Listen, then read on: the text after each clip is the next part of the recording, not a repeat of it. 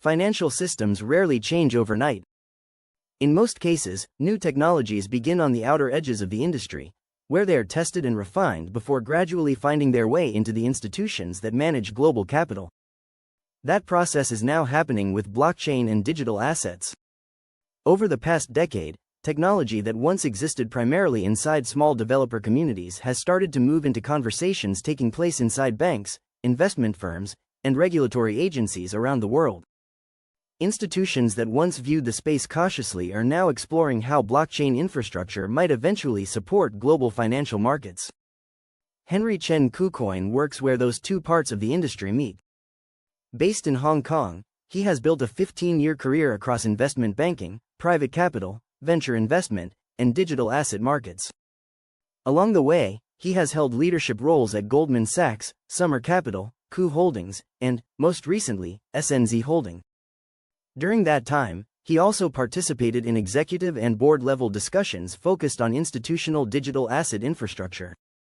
His work included supporting the international expansion of Amina Bank, the first fully licensed crypto bank regulated by FINMA in Switzerland, into markets such as Hong Kong, Singapore, and the United Arab Emirates. Across those roles, he has focused on a challenge that continues to shape the future of digital finance. Technological innovation can move quickly, but financial systems that involve investors, regulators, and global markets must evolve more carefully. Understanding how those systems connect requires experience on both sides of the equation. Chen's career developed by moving between them, applying the discipline of institutional finance to emerging digital market infrastructure. The gap between traditional finance and crypto markets is easier to understand when looking at how each system developed. Investment banking and institutional finance usually follow very structured processes.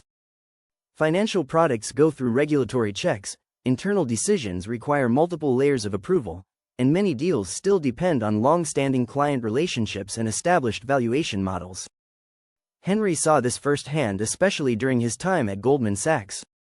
Working inside global investment banks introduced him to financial environments where sustainable business models, operational discipline, and careful execution form the foundation of long-term success. Blockchain ecosystems developed under very different conditions. Innovation often emerges through open-source collaboration, where developers experiment with new tools and financial models at a much faster pace than traditional institutions typically allow. Concepts such as decentralized finance, tokenized assets, and on-chain financial infrastructure have evolved rapidly as developers test new ideas across global communities.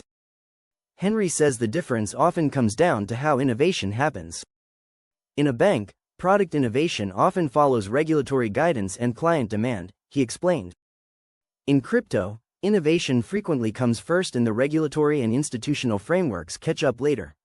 Those differences explain why institutional adoption of blockchain technology has taken time.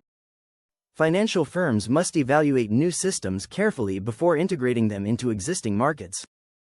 For Henry, the goal is not choosing one system over the other. My drive today is about combining these worlds, he said. I try to be a bridge between builders and institutions, translating highly technical concepts into clear business and regulatory language, and vice versa.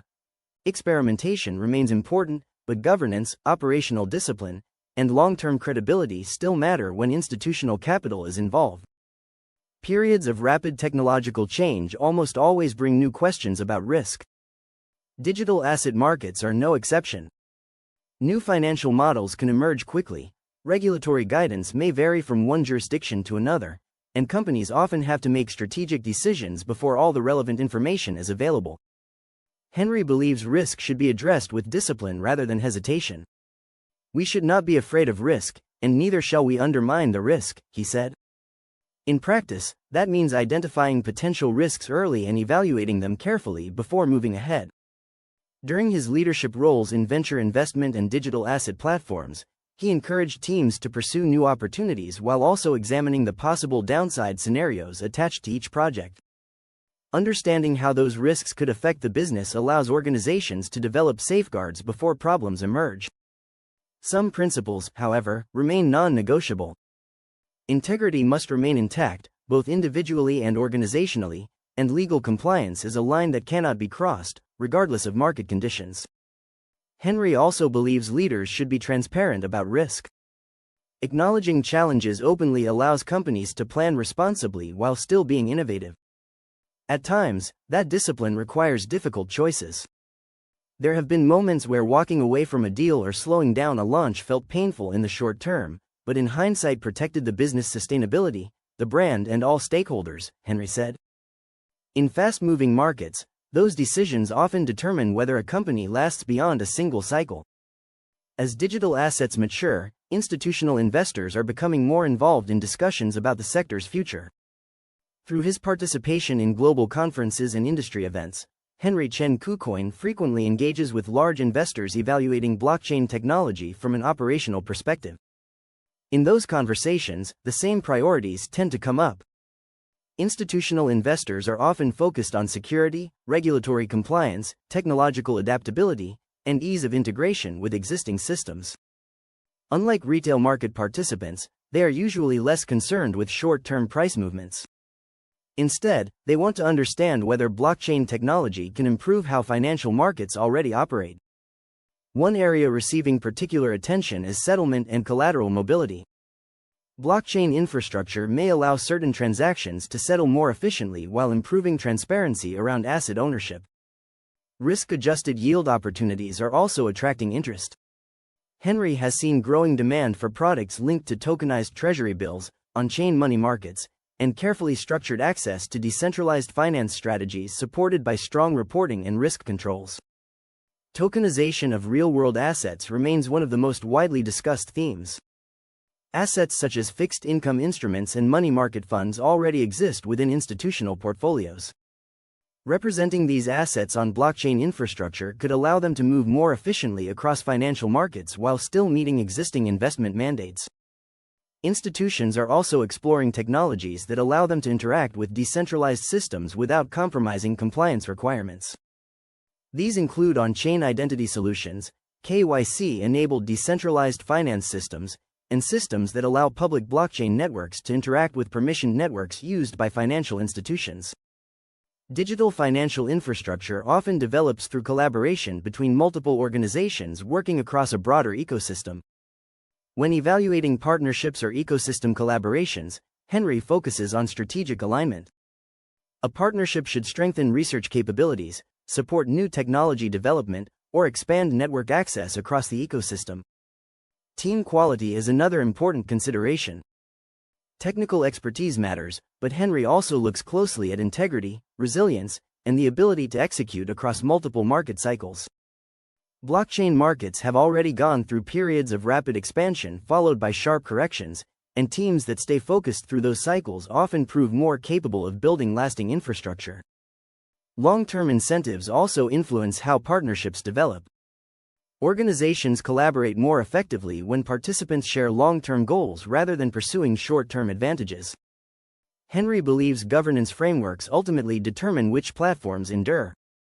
In digital finance, governance, compliance, and credibility are not nice to have, he explained.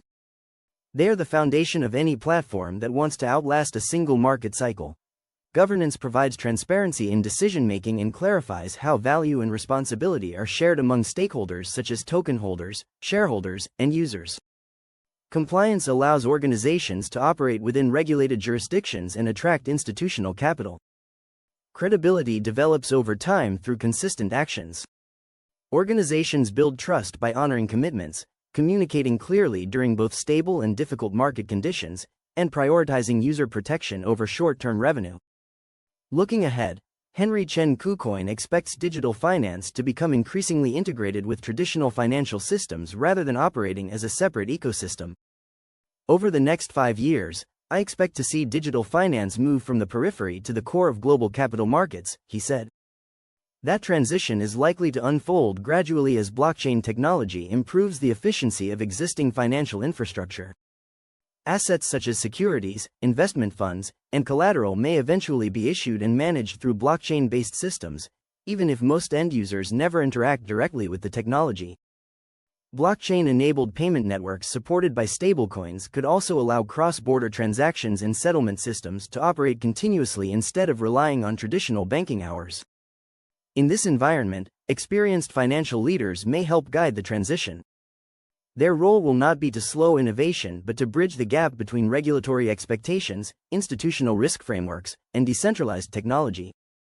Henry believes credibility will remain the most valuable asset for professionals entering the industry. My first advice is to treat your credibility and social reputation as your most valuable asset, he shared. Financial markets ultimately depend on trust, and that principle will continue to shape the evolution of digital finance.